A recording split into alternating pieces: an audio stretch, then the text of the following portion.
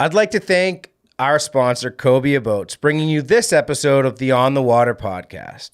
From tournament fishing to cruising with family and friends, Cobia Boats will hook you with fishing features done right and comfort that doesn't quit. Check out their full line of center consoles and dual consoles at CobiaBoats.com and give them a follow on social at Cobia Boats. Choose Cobia and have it all.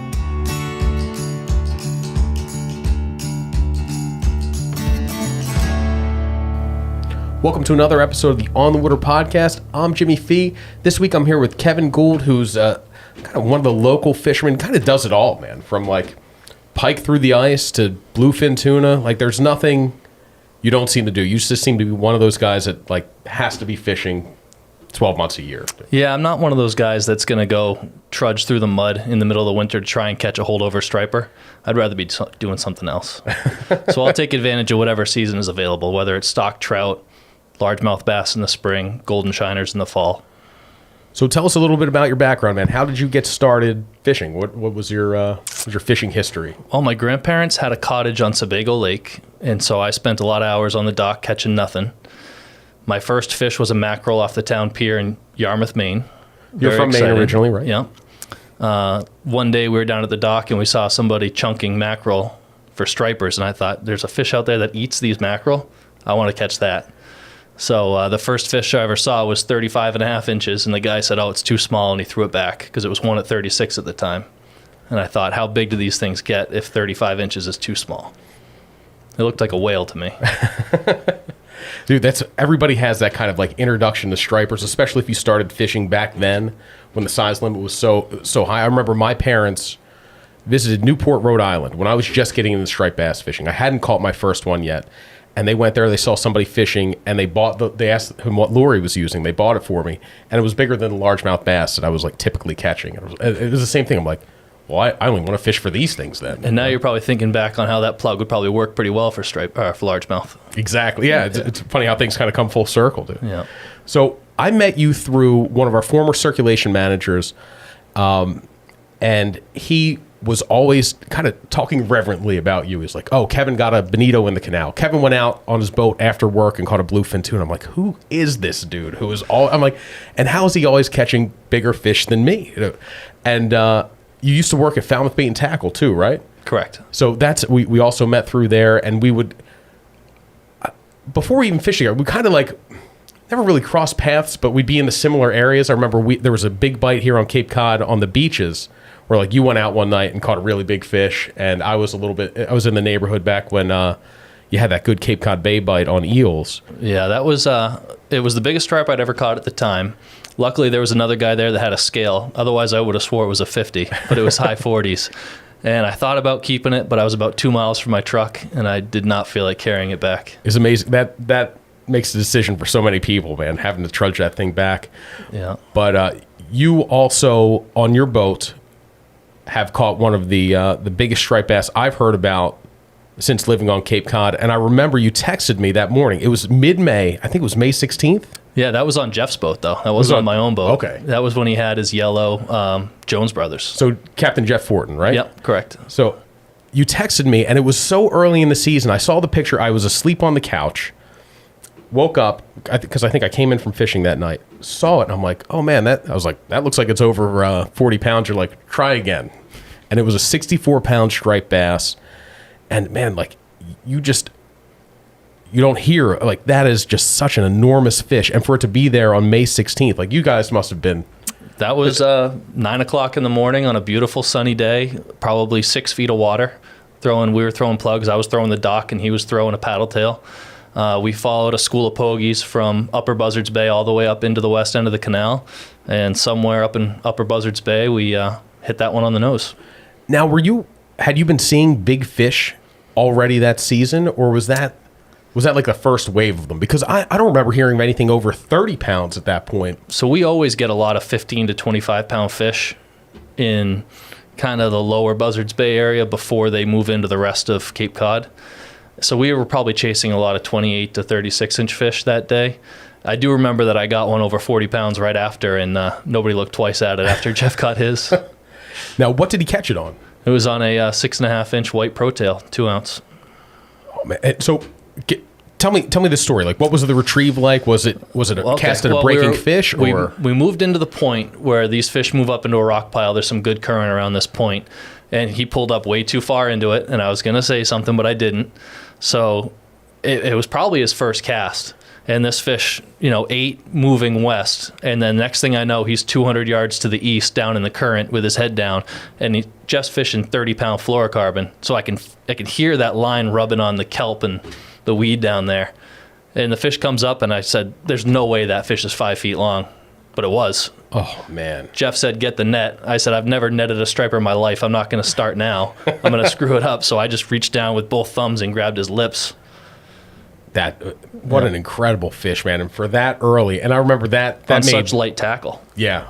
You know, it's not that abnormal for 50 feet of water off Block Island, but for 6 feet of water in Buzzards Bay. Yeah, casting a small paddle tail, too. That's why I said he must have hit him on the nose, because that fish isn't going out of his way for a 2-ounce plug. Oh, yeah. Dude. The only other 60 also that I know about on the Cape also came from the canal recently. I know there's been plenty of them, but like the other like famous 60-pounder, I think it was also 64, was caught on a chunk in the Cape Cod Canal on like Halloween night in 1999. But that was really cool, man. That fish that early in 2016, that kicked off like a great week of fishing too. I remember that there was a pretty early run of big fish that year. I definitely heard stories from some guys fishing the canal. They hooked fish they couldn't stop that morning. But you right now you live in Massachusetts, just off Cape, and I mean striped bass. Tell me about your fishing season. How does it begin? Well, I think of it as starting in November, December when the tuna leave, and I start trying to stock up my tank for pike fishing with golden shiners and fall fish or whatever I can get. I almost have more fun catching golden shiners than I do actually catching the pike. But it's funny, it takes 12 hours of bait fishing for 6 hours of ice fishing. And it's a big ordeal to drive out to Western Mass with my 50-gallon tank in the bed of the truck trying to keep them alive just to kill the bait before I put it down the hole that morning. So I'll ice fish whenever I can. This year it was, I think, 3 days before I fell through and called it quits. You went through the ice this year? I did, but it was 3 feet of water. It wasn't a big deal. Oh, man. Was it early ice or just kind of a weird... No, it was late ice, and it was I crossed over a pressure ridge, and my buddies were already out on the lake, and they said it's fine, made it over fine, fished all day. Coming back, it didn't look good, so I took my backpack off, threw it on the sled that my dad had, jumped across the pressure ridge, and went right through. I'm 220 pounds, he's 170 pounds, so he's like, I think I can make that, and he jumped across no problem. So he was rubbing that in my face as I'm freezing the whole ride home. Oh, man. And of course, my it's glare ice, my crampon stuck in the mud, the bottom of the pond, so now I'm wet, slipping all the way back to the truck. Oh, dude, that's scary, but at least, like you said, it's only 3 feet of and the air temp was 45. Yeah. Oh. We've compared a lot of notes on catching shiners. Going back to, I remember you've tried all different manners of it. I know you've done it on rod and reel. You've done traps. You've done... I don't think I've ever caught a pike-sized golden shiner in a trap. No. No, our regulations in Massachusetts are too restrictive for the entrance size to the trap. Mm-hmm. So I don't think a big pondy can really swim in there. But yeah. So when you're talking about pond shiner, like a golden shiner, and they're the typical shiners you buy at a bait and tackle shop. That's going to be 2 to 3 inches long, maybe 4 inches long at most shops. But when they exist in the wild, they can get to up to 10, 12 inches? Yeah. And that's, once they're that size, you like them for pike, I want them for largemouth bass, but you also fish them for bass too. It's funny, I can keep 100 of them alive until March in my tank in my basement, and then as soon as it starts to get a little bit warmer in my basement, they start to die off, and it seems like all of my goldens die before the herrings show up and the largemouth bass really get turned on. At one point, I remember I was the beneficiary of that. You're like, I'm clearing out my tank. I'm done with this fishing, and you're like, come on over and you can get some shiners. And I loaded up my tank and I did pretty well with them. But yeah, it's same. But I've got a much smaller tank. You've got a pretty big operation with yours. Well, I have a 100-gallon boning tank down in the basement that I can keep fairly cool, and I have a koi fish pond pump and filter that filters the water for me. And it's just those golden shiner, at least for largemouth bass, man, it's like an automatic. If you can put it in front of, the problem is like I always go with there and think I'm going to get the 8-pounder on this, but it's the first fish over 3 pounds, over 2 pounds it sees it, tries to eat it. But what's the biggest bass you've caught on a golden? I think I told you 10 years ago when we filmed that video throwing swim baits, it was 8 pounds 12 ounces, and it's still the same. Man, that is an enormous Northeast largemouth bass. But on that show, on that video you're talking about, that is a great story. So we were doing a video for St. Croix. It was one of the first short videos we ever put out. And we're like, we want to do one on Cape Cod largemouth bass and how Cape Cod still has a great largemouth bass fishery that's overlooked because of all the incredible saltwater fishing here. And we're like, okay, we're going to hit a couple ponds ourselves, but then we want to go with like somebody who's really dialed in on it. Because for some reason you called me. I know exactly why we called you, man. Anthony DeCicci and I went out and we were catching some fish, but nothing over 3 pounds. So we talked to him. We're like, hey man, like if we could get something like 4 pounds would be great. 5 pounds. Cheech said we need a 6-pounder on camera. I said, there's no way. Yeah, we're going to do that. So we went to a pond. It was you and me. We went out there with one of our cameramen at the time, Matt Doucette. And like, yeah, Cheech wanted 6 pounds. I would have been happy with anything over 4. Something that looked like a decent largemouth bass, just to say like, yes, there are good fish here. And you tell it. You tell it from here. Well, the 4-wheel drive in my Tacoma wasn't working, so we got my truck stuck. You know, we had to, the shoreline was probably 10 feet from my front bumper by the time we got the boat off the trailer because we just launched the boat off some beach. Yeah. I had a 20-foot flats boat at the time, which is a pretty heavy boat for those little ponds. First stop was near a herring run in one of these big lakes, and one of the first casts, we got one that was up around 7 pounds, 7.5 pounds, I think. 7.13, man. Yeah. It was, you hooked it, and I remember you going, Jimmy, get the net. So I grabbed the net, and I made the initial scoop, and the fish jumped over it. And I remember thinking like, oh my God, I just blew the shot at netting the biggest largemouth bass I've ever laid eyes on in person. But then I got another shot at it. You threw it on the scale, and I remember you going, it's not going to give me 8. Yeah. Well, that was on a soft body, soft plastic that I had rigged up, and I think they call it a Butch Brown rig. Yes. So your treble hook is attached with a piece of braided fishing line to the eye of the plug. And so the fish really can't throw it that easily. So a lot of the guys talk about throwing big baits with treble hooks. Like, you can't let them turn their head. You need to get them straight from where you hooked them into the net without them turning and jumping because they're going to throw the plug every time. But I think with that, it was a real Prey Alewife plug with that single treble hook attached with braided line. You got to do something seriously wrong to lose them. And it was, we talked about the rigging before that, and you said that the way it's set up is it usually gets them right in the top of the mouth. And you said you didn't like the treble hook hanging off the bottom because sometimes it would get them in the gills if you did hook them, or it's more likely to gather weeds. So when you have the treble hook sitting on the top of the soft bait like that, which is, you do have to kind of you have to set that up yourself. The bait doesn't come that way. You said it's going to gives you a good hook set in the top of the mouth, keeps the bait clean out of the weeds, and man, that fish held on through my like flubbed net attempt, which I would have never forgiven myself for. But to put that fish on camera in the Northeast with one shot, it's not like we were out there for a week. I think looking it was 10 minutes. Yeah, it was pretty quick. But we did fish the rest of the afternoon without getting another big one. So it didn't matter at that point, man. Yeah. It was all I just remember gravy. the sound it made. We put it in the live well, and it sounded like a striper thrashing around in the water down there. Oh, it was an enormous fish, and the kickoff, the way we got great GoPro footage of that thing swimming off, just this dinosaur of a bass. Dude, that was. But the thing is that fish has been eating herring. It's got a stomach full of eggs, so that fish might be 6 pounds in the summer. If you catch it in August on a Senko, it's 6 pounds, but it's almost 8 in the spring, and that's why we would target largemouth in the spring. Yeah, looking for that biggest one when they are at their heaviest weight, that pre-spawn period. Like you said, they've got the eggs in them, they're fattening up. Think about that same fish with 3 herring in its stomach. Now it's 9 pounds. Do you still do a lot of bass fishing? Almost none. Yeah? Yeah. I got so frustrated throwing swim baits that this year I was actually throwing a Senko. I'm coming around to that myself. I caught more big bass when I just threw spinner baits. Like spinner baits and the KVD 1.5s. Oh, yeah. Little square bill crankbaits. And then I'm like, I want to catch a really big one, so I'm going to throw all big swim baits. And now it's like musky fishing for me now. Like I get one bite every 3 nights, and it's a 4-pounder or something, which or is a 1-pounder. Yeah. It's amazing how small of a fish will eat an 8-inch swim bait. But I think I'm with you. Next year I might go back to more of the traditional bass stuff, or spend more time catching the shiners. Well, it's funny, as a lot of boat owners do, I get the 2-foot-itis. So as I buy a bigger boat, it gets worse for freshwater fishing. So I had the flats boat, which was great. You could throw it in any lake. And then I had a 20-foot Seacraft with a trolling motor on the front, so I could still throw it in bigger lakes and work my way along a shoreline. But now with the Contender, I can't throw it in any of the lakes around here. Yeah, you've got a 23 contender? Yeah, it's a small contender, but it's still, there's no trolling motor on it. It's a relatively deep hull. It's got a 350 Verado on the back that scares a lot of fish when you start it.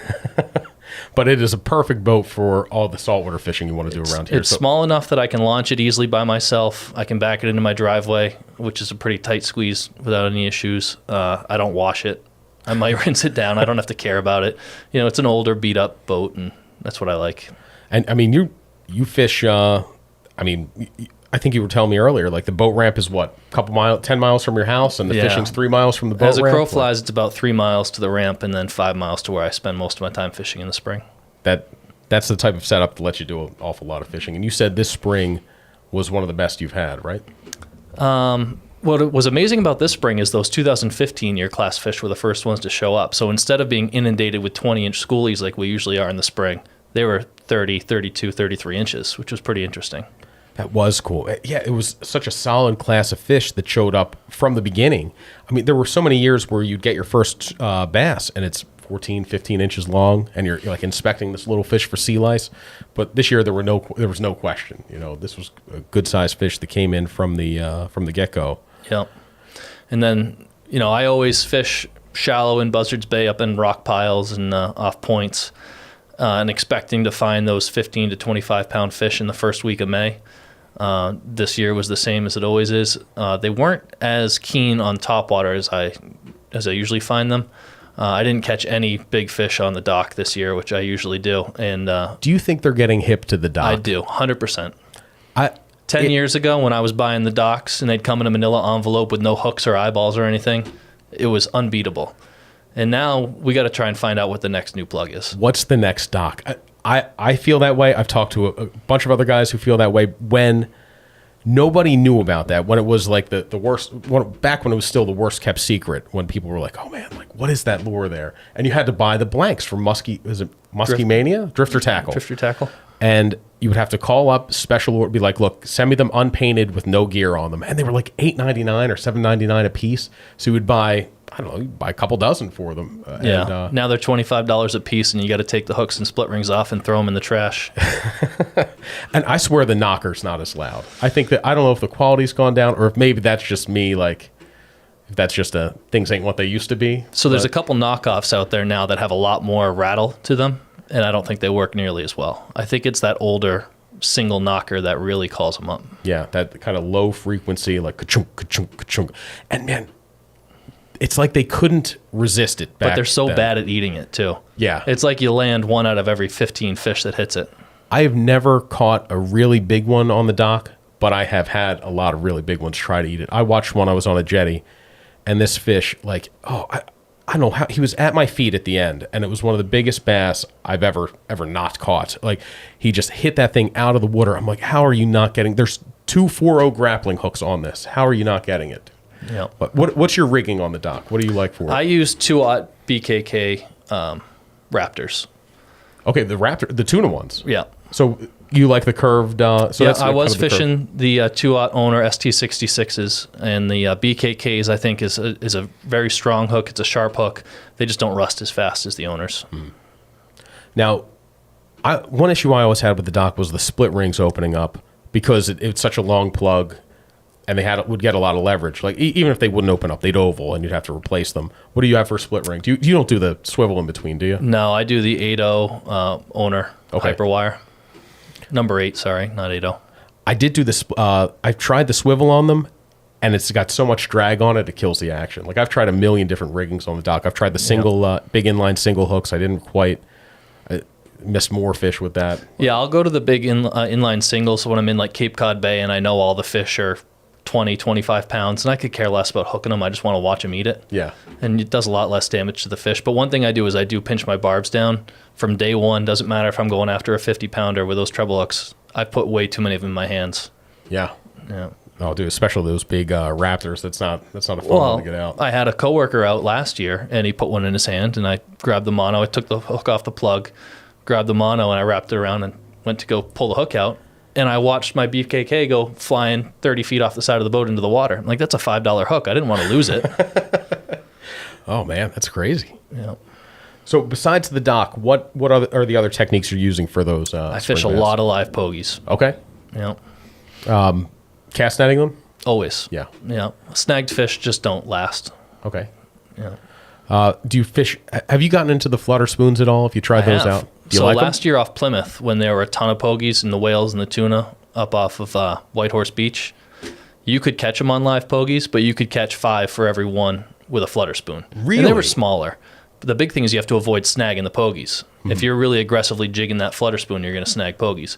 The only time I've really found success on the flutter spoon is when I'm around those big bait fish. So if I'm around a school of pogies, or if they're chasing them around like the west end of the canal or the east end of the canal, you can fish the flutter spoon and try and target those bigger fish down below, the smaller ones. It really is, I don't know if I heard you say it, but it's the underwater dock. Oh, It's that wasn't me, but I like that. It's I'll gladly that take credit big, for it. obnoxious plug that they just can't stay off of. But it's not a searching plug, you're saying. So No. It's like the dock. That's one of the things. The dock will find the fish for you. But you It's said the you want to drawing see power of Yeah. the dock. Like they say with swim baits and freshwater fishing, you can draw a fish off from 30, 40 feet away. Yeah. So that's cool about the flutter spoons, man. And you mentioned last year in that incredible biomass of bunker that was off Plymouth. And this year, they're not there. And I think that's led to kind of better canal fishing, maybe better west end of the, upper Buzzards Bay fishing, because those fish that were there eating the bunker last year have had to transition to mackerel or other bait fish instead. Yeah, and I think that they just really can't catch mackerel out in Cape Cod Bay. They're so fast. So Yeah. they have to corral them into the canal, and then they just go nuts on them. That is, you used to do a pretty fair amount of canal fishing, right? So when I you was went to in- the Maritime when I was Academy. at school at the Maritime, I'd fish the canal 40 hours a week. And then, a year after, I would still get upset if I missed a good bite. And then a couple years after that, I'm happy for those guys. And now I could just care less. Like, I'm happy people can go catch fish there, but I have no interest in doing it myself. Yeah. I do like my wife and I will go walk the dog along the canal first thing in the morning. And it's fun watching the guys catch them. It's a really cool place. And I was with you, man. If I missed a bite, I would be like, oh my God, well, I'm going to be there tomorrow. Or it just, and now I've kind of relaxed on that. I'm like, you know what? Just, it's okay. There's going to be another blitz at the canal. You'll get there again. But I used to want to be at every single one, every breaking tide and all that. But especially when you're hitting the breaking tide 5 days in a row, and on the 6th day it goes off and you slept in. Dude, there's always that kind of decoy bad day. I would notice it would go for 3 good days. Then there would be a bad one where it didn't really happen. And then I'm like, well, I don't have to go back tomorrow then. And then on that day after the slow day would be the one time when they all moved. It's like they regrouped for their big final push, and that would be the best day of the whole blitz. Yep. Yeah, it's amazing when that tide's breaking at 10 a.m. and they're still going off. Dude, this has been a pretty good year for the canal. But just going back to the bunker in Plymouth, that's kind of what makes the fishing here so interesting, is that year to year is that different. That bunker thing was new in Plymouth. That hadn't happened on that scale ever. This year they're not there, so you're kind of But I would playing a throw my different boat game. in at the east end of the canal and the water would be 70 degrees. Then you got up to that pocket of life up in Plymouth and the water was 58. So it was that cold water they were sticking in. But it was funny. You'd get there in the morning on an incoming tide and there'd be no bass around. And then all of a sudden the tide would change and it would just be inundated with those big fish. And I think I started fishing that Plymouth bite late, so the commercial guys had really removed a lot of bigger fish from that pod, because I was catching a lot of 34 and a half inch fish that had been caught before. I think the bulk of the last year's commercial quota came right there. Yeah. This year it's been, for better or worse, it's been more spread out. So I think we're sitting here right now, early August, and it's 80%, 75% full. I haven't even looked. Yeah, I look at it just because I'm curious. Well, it's about- nice to know what mornings the boat ramps are going to be jammed up. Exactly. I look at it for that reason. Is it going to be a nightmare to get out? Mostly it's on days when I'm trying to go tuna fishing with somebody. I'm like, how early are we going to have to get at the ramp to beat the commercial bass crowd? And I don't even know where the fleet's fishing this year. They all spread out? Are they all off Chatham? Are they all in Buzzards Bay? I was out walking the beaches of Cape Cod Bay last night and just kind of reminiscing over the years that the fleet was there. And I mean, I would use the boats would find the fish with side scan, and I would they'd use the side scan to find the fish. I'd use the boats to find the fish. So that 46 that I caught from the beach was only because Terry Nugent was filming with Carter Andrews, and when they caught their big fish, they flipped every light on the boat on, and I was like, oh, and I ran down to where they were and caught it right in front of them because they had pinned the fish against the beach, or they had pushed the bow of their boat right against the beach. That's where the fish were. That was a really cool bite, and I guess that happened for a few years before they really caught onto it with the side scan. So before side scan really came out, we used to drive around at night just looking for the green flashes. As you'd spook the school of fish, they would kick off all the bioluminescence, and it would glow green, and you'd throw eels at them. That's so cool, man. And that's the type of thing that really limits the amount of people that are willing to go and do that. Like you've got to run full dark at that point to be able to see the fire in the water that the fish are spooking. I remember the one night around that time you got that big one, I was fishing, right in front of the fleet, and the boat just put on a spotlight to see how close land was. He lit me up, and it spooked like a herd of giant fish that were at the end of my rod tip. I'm casting out toward where he is hooking fish. He's casting into the beach. There was just solid big bass that night. And, those fish, if those fish were out there somewhere last night, nobody knew, that's... Yeah. But it was crazy because if you went out to 30, 40 feet of water, you would start seeing squid flash in the bioluminescence. And for some reason, those fish weren't out eating the squid. I don't think they were eating anything. They were just in there to hang out. That was the big question. Like, people would keep them and say, like, they'd have a crab in their stomach or something. Or a sand dollar. There was no clear bait holding them, and they didn't seem to be really feeding. It's just a big school that was staging there. And I don't know if it was those fish were grouping up, getting ready to head south through the canal, or... Well, I experience the same thing every spring in Buzzards Bay. I find a lot of big fish. I don't know if they're up sunning themselves in the shallow water by the rock piles to digest what they'd eaten that night, if they're just trying to warm up after their migration, but they're not eating. And that's why the dock was so effective, is because it was that reaction strike. You have this big, obnoxious plug going right over their heads, and they can't not eat it. So I was going to ask you, like, what is your solution for those fish? Because we see them a lot. Kevin Blinkoff, our executive editor here, sees those fish constantly while he's kayaking. They'll just be finning, or he'll be spooking them as he paddles along. And he said a lot of times he's trying to get them on the fly, but he said they'll nose the fly but not really commit. He goes, they're clearly not eating in there. They're just kind of resting or digesting. And he's always had a lot, like, unless he has live bait, he can't seem to get them to move. Well, that's a big answer right there. Yeah. It's hard for them to deny a live pogie, especially if you have a really strong, healthy one that's swimming as fast as it can. Once they start to get tired, I throw them out. Okay. I don't fish a tired pogie. And also fishing at night. There'll be 50 boats in an area during the day, and I'll be the only one there at night. Are they in the same places at night? Okay. Because I haven't They'll be in the same area, not in the same spot. Okay. But general area. So I threaten to do this every year, like where Kevin's seeing and spooking them. I'm like, I'm going to go back at night with chunks. And then I'm like, well, if they're there and they're not eating, then maybe they're going out to the open bay and eating and then coming back there to stage. But you said they're kind of hanging in those in similar areas. I had no idea how early the brown shark showed up until I tried chunking in those areas in late May, early June. They're here in late May? Yep. The earliest one, I didn't know they were here early. I was snagging bunker with my kids in one of the harbors in Buzzards Bay, and then the guy was like, one of my kids just kicking his feet off the dock, and kid goes, somebody got a brown shark off this one last night. It's like, all right, Mara, come on over here. Let's not do that now. Yep. Yeah, so that's something we're seeing a lot more of, is the brown sharks. Not just us, the tuna guys are getting a lot more fish taken by brown sharks. And I think that it's a big problem in Florida up to like North Carolina. I was fishing with a couple guys from Virginia Beach in the Oak Bluffs tournament, and they said if you hook 12 yellowfin in a day, you're lucky to land 2. Really? Yeah, because the sharks are taking them. Man, I hope that doesn't happen up here. It's a sign of a healthy ecosystem, right? Yeah. I think they got rid of those commercial shark long-lining boats down in like the mid-Atlantic, and so now a shark like a coyote will start to produce more pups when the population is in decline.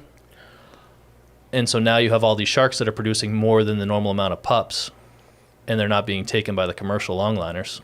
Yeah, so we're kind of seeing like a boom in the shark population. Yeah. It'll probably find its level eventually. Yeah. Well, that's an interesting point. I didn't know that, man. But we talked a little bit about tuna fishing. So you started out freshwater fishing, then got into the striper fishing.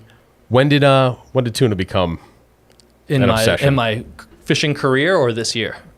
Oh no, in your life, yeah. It's like, Right around the time I was a senior in college is when everybody got into chasing what they were calling rat bluefin on spinning gear. So we started with trying to find the biggest surf reel we had in the basement and attach it to the heaviest 7-foot rod we had. A lot of guys were throwing them on like their wireline trolling rods, putting a big spinning reel on there. 50-pound braid, 50-pound fluorocarbon, throwing needlefish at them, or the tattoo sea pup was a popular plug back then. I remember that. Yeah, dude, that was the big mouth popper. The tattoo sea pup, dude. I remember seeing pictures in the saltwater edge of like guys holding tuna caught but on even that. creek chubs with bigger hooks on them we were throwing. The Stetsko needles were one too. My biggest was the algag needle. Yeah. Yeah. And there just was not, I mean, people were, like you said, it's mostly surf gear. Guys were just kind of repurposing surf casting tackle to cast at these tuna. And then, things just kept refining to the point where we are now. Where But you used to go out in Cape Cod Bay on like a sunny afternoon with no wind, and you'd run up north of Billingsgate Shoal and you'd start seeing fish V-waking. And they were all, 80 to 150 pounds, and you could target them. Even when they were V-waking, you'd think, oh, there's no way these fish are going to eat. They're just hanging out. Throw a Ron Z in front of them, and they'd pile on it. oh, man. And that hasn't, I mean, at least I don't know. I haven't heard as much about that in recent years inside Cape Cod Bay. It seems like it's mostly giants. Those size fish, the recreational ones, seem to be more east of Chatham and south of the Vineyard or off Provincetown. You hear rumors, Yeah. little whispers in the ethos of Cape Cod Bay small fish, but I haven't experienced it. It'd be the type of thing to keep quiet, because you could like leave work at 5 o'clock and go out there and get 3 hours of tuna fishing in and then be home by 8. Whereas everything else is requiring a much longer run and commitment. But like the idea of just a quick before work or after work tuna run is pretty, it may be a long run, but Yeah. those fish are somewhere within a couple miles of the beach, somewhere on Cape Cod. yeah. Whether it's Nauset or Truro or P-Town. We've caught a lot of fish in 30 or 40 feet of water. Now, I know you fish a lot of offshore tournaments too. How'd you get into that? Working at the tackle shop, you would just meet guys that were desperate for crew. So they'd come in and say, hey, is anybody that work here somewhat experienced tuna fishing? And I've gone once, I'll go. So you go have a couple successful canyon trips, and then you decide you're going to go on your own with somebody that's inexperienced on their boat. And, oh, man, the one thing I learned last week's not working. What are we going to do? So it turned into a lot of canyon mahi fishing. But how long have you been doing the tournaments? I think, back in the day of Falmouth Grand Prix, it was probably 2013, 2014, my first offshore tournaments. Okay. And then 2014, 15, I started fishing the Tuna Fest tournaments that Damon put on out of Hyannis. 15 was the first year of the Oak Bluffs Blue Water Classic, so I fished that tournament, and I've been fishing that one ever since. This was my first year fishing the Nantucket Big Game Battle. Okay. So, and what is your role as part of the on your crew? What do you do? So 3 years ago was my first year fishing on the boat that I'm currently fishing on, and it was just I had to do everything. The owner of the boat, super nice guy, super experienced fisherman, but he had to drive the boat. So it was me and a bunch of people that had never really gone tuna fishing. So I'm rigging 100 ballyhoo a day.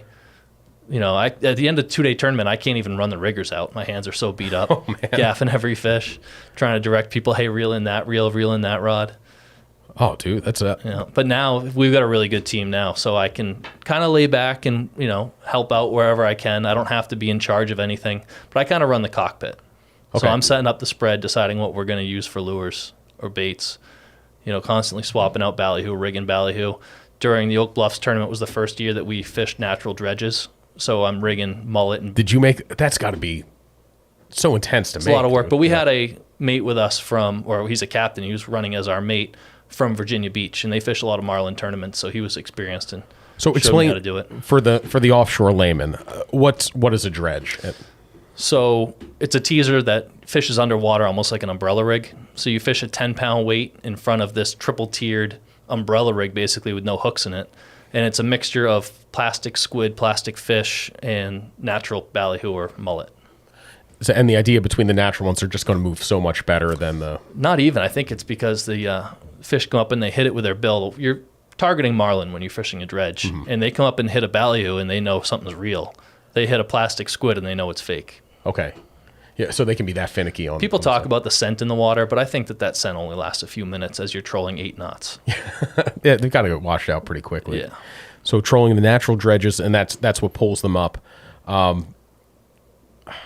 Yeah, so when we're marlin fishing, we're fishing 2 dredges, which are on the big LP electric reels out of the outriggers with a double pulley system. So for every revolution of the LP, you're pulling in a foot of line, but you're only moving that dredge 4 inches. Okay. So it's a big mechanical advantage because these things pull real hard. You could never attach it to like an 80 and pull it off the side of the boat. Yeah, 10 pounds of weight at 8 knots Yeah. with a whole bunch of stuff trailing behind it. Like Yeah. you said, must be some incredible resistance on that. Yeah, and then we fished 2 teasers off the bridge electric reels. So the captain has electric reels over his head that he can pull in if a marlin comes up on a teaser. We have a natural chase bait, which is fine if a marlin's whacking it with his bill or nibbling on it. Mm-hmm. But if he grabs that Spanish mackerel or that horse ballyhoo and that's his meal, he's gone.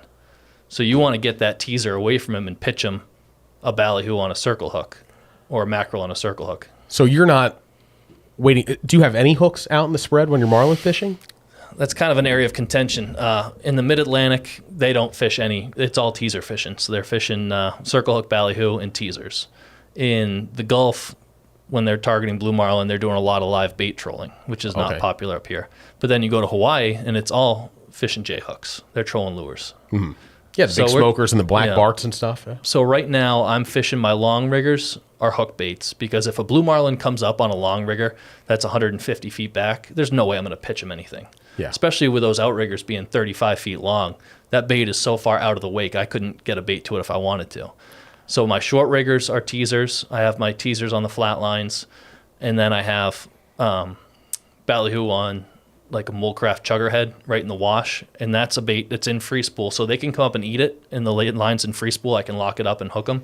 But really what I can do is run over there, pop it out of the clip, and feed it back to my teaser. So you want them to be... Do you have to use circle hooks? You don't have to, but your hookup ratio is a heck of a lot better. And once you hook them, you can do whatever. You can put it back in free spool after you hook them. They can't shake a circle hook that's right in the corner. Okay. So if you have a big bow in your line, this fish is 500 yards away, your line's pointed this way, and the fish is over way off your starboard side, you know that hook's not going to come out. And we've all, everyone that fishes the canyons has hooked a blue marlin on a spreader bar and watched it jump once and your spreader bar goes flying. You just can't hook them that well. Yeah. Yeah, the only blue marlin I've ever seen in the canyons was one that ate a yellowfin tuna we were fighting. And it was a pretty incredible experience. But this is going to be a tough one to answer, but how common are blue marlin out there? Like how many, in your canyon season generally, how many do you run into? Even just seeing out there? One a trip is pretty typical. But really? Like during the Tri-State tournament, there were 11 caught out of 100 boats. Is that a lot or no? That's a lot, I think. I thought it was a lot. Because that's not seen, that's caught. Yeah. That's recorded for points in the tournament. Because Anthony and I were doing an offshore fishing report, and we talked about that, and to me that seemed like an awful lot of for a 3-day stretch. 11 blue marlin caught in the New England canyons is it's more than I figured were out there. Yeah, but during big game battle, we hooked a blue marlin on a J hook, and he dumped 50 yards of line in a second, and then was gone. And I had one white marlin come up on my teaser, and 48 hours of trolling, only seeing one. It's pretty slow.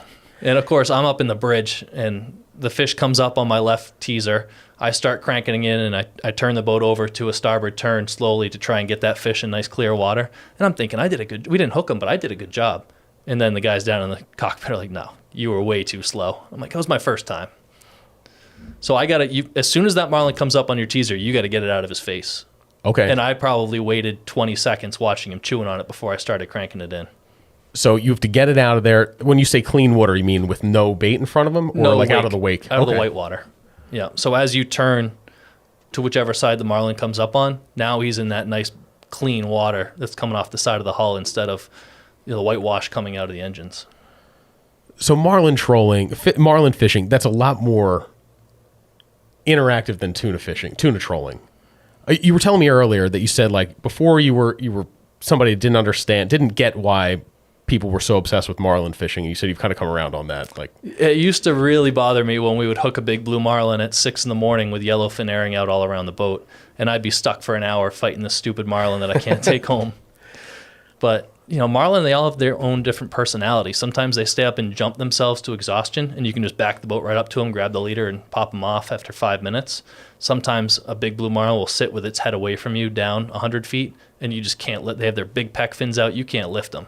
So guys talk about trying to back up and around the marlin to pull them from their nose. Things you can do with a boat to try and get them to come up and jump. We've tried backing the drag way off. We've tried putting it up to 60 pounds. When you're fighting on an 80 out of a chair, you can put a lot of pressure on those fish. Oh, yeah. So even at 60, 70 pounds of drag, you can't lift their head up. Now, when a marlin's doing that, how is it compared to a giant bluefin? I have no experience with blue marlin, but I fought, enough giant bluefin. How's that compare? So I've only fought 6 or 7 blue marlin in my limited career, but they don't roll over and pinwheel like a bluefin does. Okay. And you don't fish them from a dead boat like you do with a bluefin. You're always moving? Yeah. Okay. And so they're harder to land or just different? Just different, but you're not fighting out of the rod holder. Yeah. So if you're fighting out of a harness or out of the chair, you're much more in tune with what the fish is doing. So knowing what guys are doing with like the light tackle jigging stuff and being able to land 90, 100-inch giants, could you do that with a comparable size blue marlin? There are a lot of big blue marlin caught, especially in the mid-Atlantic on Talica 25s and 30-pound mono. Okay. We did a 100-pound yellowfin during Oak Bluffs on, we call it the dink rod, 25-pound mono. 100-pound yellowfin, Yeah. man. Did it have the big No, it didn't fins? have the huge sickles. It's so strange. We had Dr. Jeff Kneebone in here last year talking about like the Allison tuna, the long sickle fins on them, and he goes, nobody really knows why that morphology is, what creates that. And then just this past week, he was out south of the vineyard, and on a pink Ronzi, he caught I think he said it was a 60-inch yellowfin that had the big Allison fins on it. So. Yeah, I've never caught a big Allison. No. Those big 150, 170s.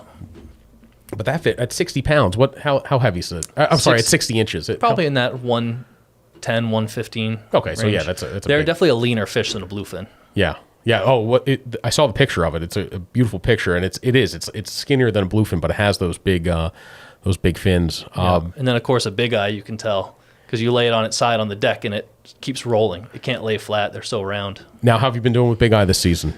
We got a few during Oak Bluffs. We didn't get bit during Nantucket, but other boats around us did. It's really a lottery with the big eyes. Yeah. Is there a better way to target them? Big plugs. Okay. Dark plugs. First light, last light. Some people troll into the dark. We usually want to get off the troll and start fishing for swordfish at night, but a lot of guys will, especially during tri-state where the tuna are the ones that are cashing the big checks. Mm-hmm. They'll fish for big eye all night. What is it like?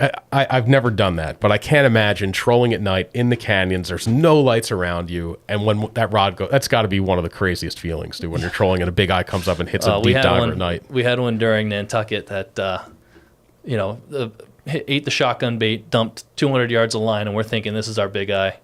It's 250 points in the tournament that we desperately need, and it turned out to be like a 75-pound yellowfin that just had all the fight in them. Oh, dude. But it is exciting because you assume everything's a big eye at night. Yeah. But it's really frustrating because you never know which plugs have weed on them.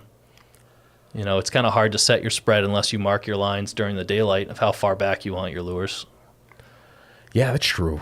So you've got to, I guess you have to be really dialed in on it. And then to check the plugs, to pull that much resistance back, are you pretty much stopping the boat to check for weeds? No. I mean, you can check your spreader bars. We fish a lot of heavy sea witches with ballyhoo at night. Okay. And we fish the diving plugs a lot. And the diving plugs can definitely be frustrating, but that's how you're getting a lot of wahoo as well. Speaking of which, I saw a picture of you with a big wahoo this year that annihilated the plug.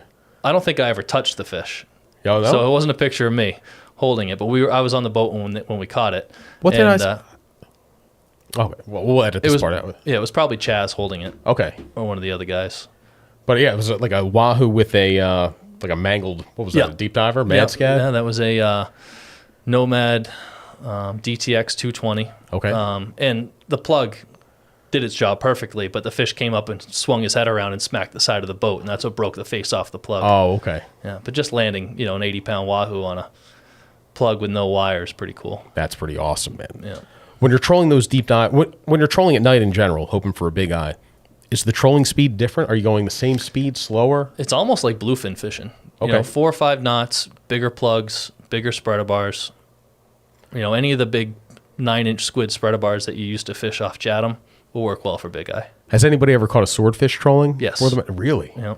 That's got to be cool. During day and night. Oh, I didn't know that. Yeah. There was a big, like a 400-pounder caught during the Oak Bluffs tournament a few years ago that a guy caught daytime trolling.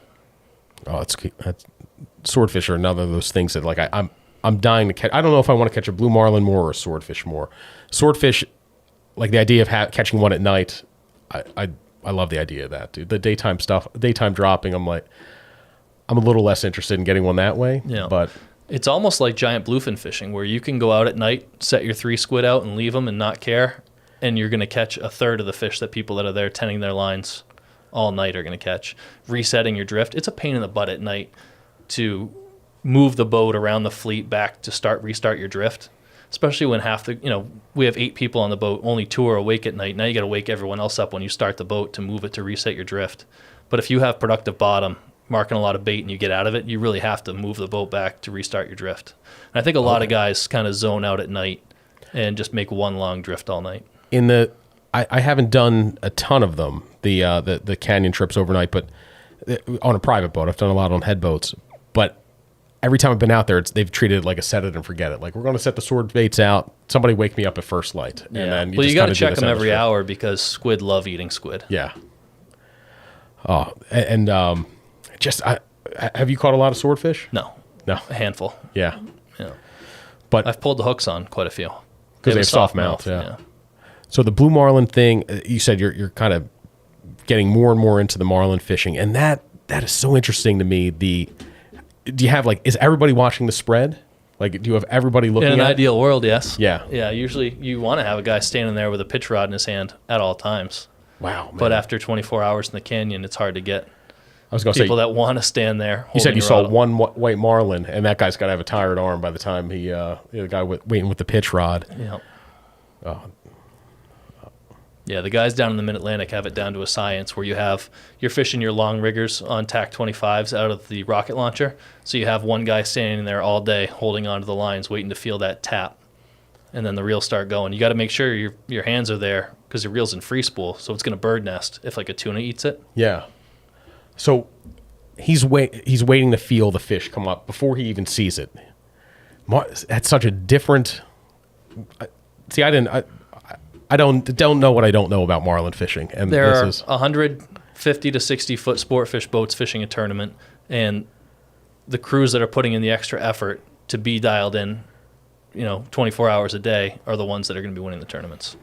Now, if you were going out there for fun, would you be that intense about the marlin fishing, or a little bit more laid back? Well, fun for me or fun for the crew? Fun for you. Fun for me is trolling for 18 hours and maybe seeing one marlin. That's fun for you? Yeah. I've caught enough tuna. I mean, I haven't caught more than anyone else, but I don't need to bring home 400 pounds of meat every trip, and I don't need to kill everyone that comes over the rail. No, I get that, man. And to have that next new obsession, I understand. You kind of feel like you have tuna. Not that you ever fully figure things out, but more. And marlin, there's probably more to learn. Well, plus for you at least. A lot of the times from 10 a.m. until 3 p.m., tuna fishing's pretty slow. So you can go deep dropping for swordfish, or you can go trolling for marlin. So shifting gears back to inshore, one of the things that, just hearing about what you're catching from the guys at Falmouth Bay and Tackler, talking to you, you always seem to be trying something or doing something different that other people aren't thinking about. There was a couple years ago, where we had a really tough albie bite, and you were one of the only guys catching them because you were vertical jigging for them. Do you remember that? I think every albie I've caught vertical jigging has been, the albies aren't here, so I'm going to catch a sea bass to pass the time, and then they happen to swim by and you catch one. Yeah. Another thing that I used to do is fill the live well full of peanut bunker. That's so I'd right. go out and try and start my own blitz. So I would use my spot lock trolling motor to just sit in one spot in a productive area and, throwing out handfuls of bait at a time. Eventually they'd come around and find you. Now, are you able to keep them with you for a decent amount of time, or is it? No, they take off as soon as you throw them in the water. It's not like offshore where they'll kind of use the boat as structure to hide under. In my experience with the peanut bunker, as soon as you throw them in, they're spreading out and getting eaten. Dude, so right now, end of the summer, you said your tournament season's done. What is next for your what's happening for the rest of your season here? I still have some serious FOMO for the guys that are out chasing the bluefin east of Chatham on spinning gear. Yeah. Yeah. When's your next window doing that? Well, I was supposed to go tomorrow, Thursday, but the weather doesn't look like it's going to let us get out. So next week, hopefully. Nice, man. And you do a lot of fishing with your dad. I do. And you said it sounded like it's a similar story to mine, where your dad wasn't into fishing until you got into fishing. Like my dad fished because I liked it, and it sounded like you kind of a similar deal with you guys. Yeah, when my dad was a kid, he had an uncle that would take them a couple times a year, and he would do some ice fishing up around Moosehead when he was in college. But he had never really gotten into striper fishing, and he actually caught a striper before I did. He worked at a power plant in Maine, and they used to come into the warm water discharge all the way up in central Maine. Oh, wow. Yeah. So living in Maine, we used to just throw the canoe in the river and go fish 4-inch plastic shads and see if we could catch them. And now, is he as into it as you are now? I am. I feel bad about the lack of time he has for fishing now. With my sister moved into a new house this year, so he helped out a lot with getting the new house ready and family obligations before he can come out and tuna fish. Because for him, it's a 2-hour drive each way. He spends the night at my house the night before, fishes all day, and then drives home and deals with that Mass Pike traffic at night. I fished with you guys a couple times, and it's so cool. Like, knowing you guys have fished your whole lives together, and just like you're always on the same page. Like you guys are always working in tandem. It's really it's cool to watch you guys work together and fish together. And man, we were out last November 3rd, chasing bluefin tuna, and man, you guys both hooked one, and that was a fun day, dude. That was a day where it took us a while to get them, but then at the end of the day, got it done, and it was like a classic tuna struggle with the. It the is win when at you the don't know end. what you're doing wrong. Yeah, When your buddy boat's hooked a few fish already, and you're throwing your plugs right where they need to be, trying to crack the code. it is the type of day where you almost want to turn the radio off. It's like, Yeah. oh, got another 7 for 9. And you're like, what? Like I've thrown at 1 million tuna today, and none of them have eaten. But it's like you said, just getting that right cast that the fish sees, and it's the right fish. Yeah. Sometimes Well, it's it's just important in persistence. tuna fishing not to chase the radio. You hear someone saying 10 miles away they got fish. Well, you've got fish in front of you. It may be a little bit better over there, but I'm not going to waste 30 minutes running over there. Yeah. You stick to what you know, and then a day like we had, I know that if I throw a 155 blue deep seductress at these fish enough, they're going to eat it. But as soon as I switched it up to a white 185, started getting bit. It is so frustrating. You're like, if I changed to it sooner, was that the difference maker, or was it another of countless variables that led to hooking that fish at the end of the day? Yeah, it is amazing how you can have fish in the area, but you're not really seeing them feed. And then all of a sudden they come up and start feeding, and your friend who's 15 miles away experiences the same thing. At the same time, they all come up and start feeding. And I don't know if it has to do with the rise and set of the moon. People talk about majors and minors a lot in muskie fishing, and in sword fishing, we don't talk about it a lot in bluefin fishing. It could be fishing around slack tide. Our friend Rob always likes to give me a hard time whenever we see a school of fish come up and feed and then go down. He always says, "Oh, that must have been slack." Just because He's not a believer in it? No, he just knows it bothers me when he says that. Dude, the muskie thing with the moon, I've been muskie fishing a couple times, and the one time I'm on the boat and the guy goes, all right, he looks at his watch, he goes, the moon's under our feet. He's like, it's rising in, wherever on the other side of the earth is China. He goes, now it's our window. I'm like, how are these muskies in Furnace Lake in New Jersey? How do they know what the moon's doing on the other side of the earth? Yeah, well, I have noticed it in sword fishing at night that moonrise is a hot time to get bit. Okay. That's interesting. Like, is there a particular moon phase? Like, is it the full moon is better? No, for people sword say fishing? that on a new moon you fish deeper, on a full moon you fish shallow. Oh, A really? good Like friend of opposite mine. stripers. Yeah, a good friend of mine caught a swordfish the night before I was out last week on a 400-foot bait, and it was a full moon. So it kind of goes against what you're told. So you're fishing them that deep at night? I'll usually set up my first bait as a floater, maybe 40 feet down. Second bait's 150 feet down, and then I usually fish 3. My tip rod could be anywhere from 500 feet down up to 200 feet down. But I want somebody constantly working that tip rod, slowly lowering it down, slowly working it back up. And I think that accounts for a couple extra bites a season. I'm internally taking notes because my swordfish shot is coming on September 30th. I'm going on the Helen H, and I'm going to devote a big chunk of the night. If there's no early night tuna bite, I'm switching right to swords, and I'm going to try to get one. I haven't gotten one yet. Have you noticed? Does a swordfish can it happen right after sundown, or do you have to get a little bit deeper into the night? I would say 75% of my swordfish bites have been before midnight. Before midnight. Oh. Okay, that's good to know. I don't know if there's anything to that or if it's the luck of the draw. Maybe it's because that's when my baits are fresh and I'm still checking them when I need to check them. Yeah. You know, I'll check them 3 or 4 times before midnight, but then from midnight to sunrise, it might be once. You get lazy. You get tired. I could see that. Usually when I swordfish on the, when I do make my attempt on the head boats, I wait for, like 1 a.m. I'm usually doing it after midnight because that's when most people the tuna fishing is usually kind of slow between, say, 12 and 4, 12 and 5. And a lot of guys go down and sleep, so you've got more space, so I can send out a sword bait. But if there's nothing happening, let's say by 10 o'clock, I'm going to switch over. I'll report back. You'll be the first to know if I catch a swordfish. Think about that nice clear blue water. How far can a swordfish actually see your LP light? 100 feet, 200 feet? I mean, you can see it when you're cranking in your far bait, you can see it from 200 yards away. Yeah. So I like to have my high bait half a mile away from the boat. And then my next one is a quarter mile away from the boat. They can see those lights from a long ways off. Yeah, especially and maybe the further you are away from that big lit party boat with all the chum. My issue is 90% of the time I drop my squid down and catch a blue shark. If I don't get it, and I think my issue is not putting it deep enough. Yeah.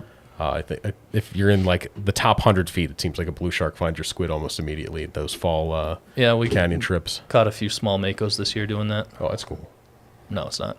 The makos are very cool, dude. Yeah. But not when you're looking for a sword, I'm not a I guess. fan. No. No, makos and I don't get along.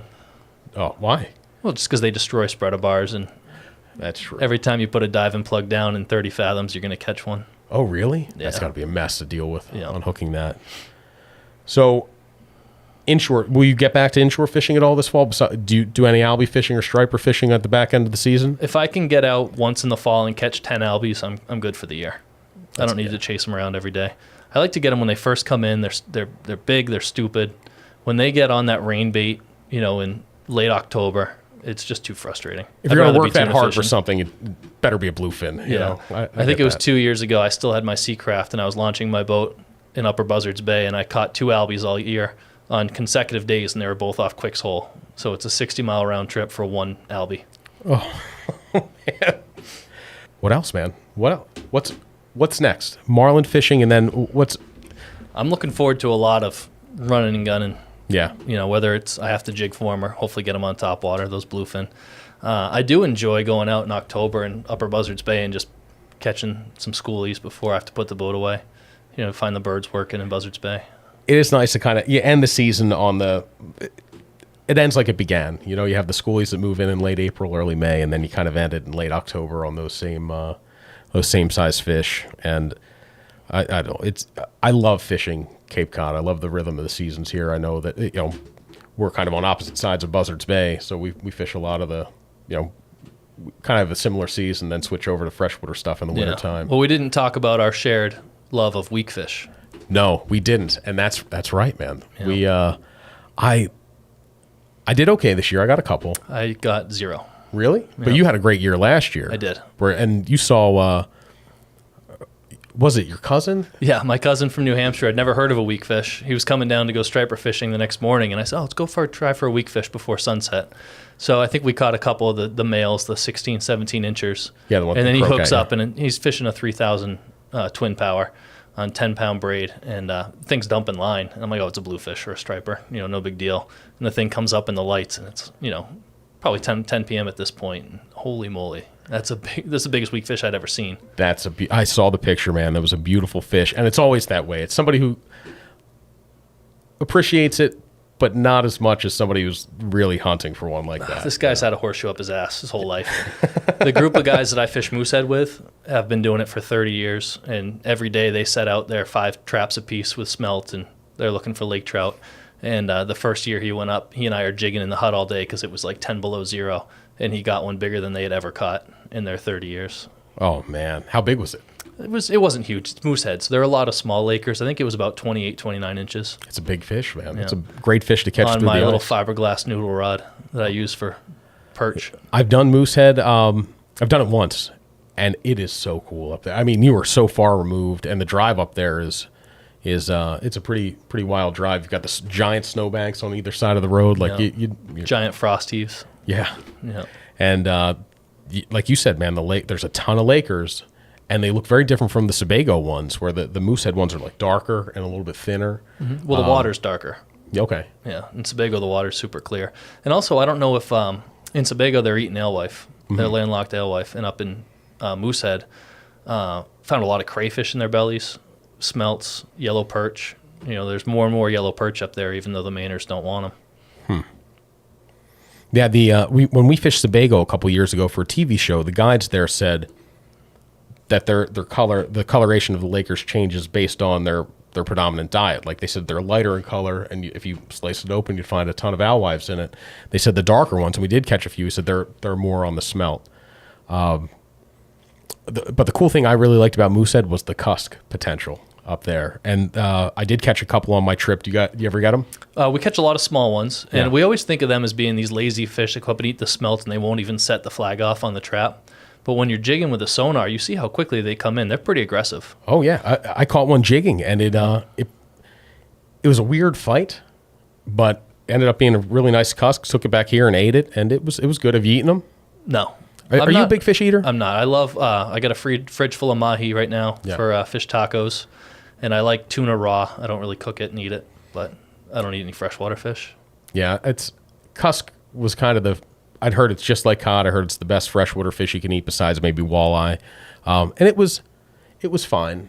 You had to remove. I had to put it out of my head like the cleaning process of it because that was pretty gross. Yeah, and the old timers in Maine talk about cooking they'll cut them up into rings and put them inside pantyhose and make fish chowder with them so the fish stays together, and then you dump out the pantyhose right before you eat them. That's kind of funny, man. Yeah, I guess you'd buy them new. But Kev, man, thank you so much for joining us for a podcast, dude. I can't wait to hear how the rest of your season goes. I hope I have a swordfish to report to you. Thank you very much. I hope you join us again. Absolutely, man. I had a great time fishing with you guys. Yeah. So. All right. All right, man.